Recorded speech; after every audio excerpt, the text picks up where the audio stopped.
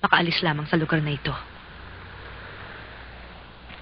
Nang makilala kita, sabi ko, ito na. Ito na ang katuparan ng pangarap kong yun. Dapat naging maligaya na ako. Pero lalong naging parang walang halaga ang lahat. June, hindi ko alam kung paano ko sasabihin. Ang dami ng tulong na nagawa mo para sa akin. Pero, hindi ako maaaring pakasal sa'yo. Bakit? Mabait ka. Walang problema sa'yo. Hindi ka mahirap gustuhin. Nasa akin ang problema. Iba ako. Ano man ang gawin ko, palutin man ako ng ginto at pera.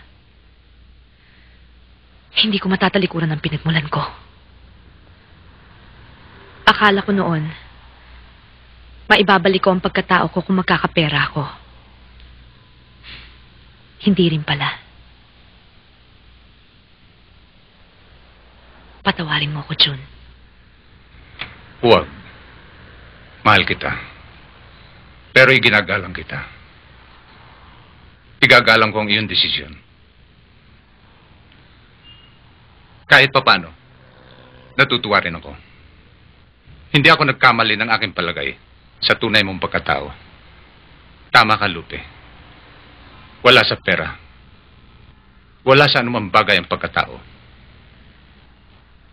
Nasa paggalang sa iyong sarili. Nasa paninindigan. Nasa pagkakaroon ng dignidad. Pagmamahal sa kapwa-tao. Nandito.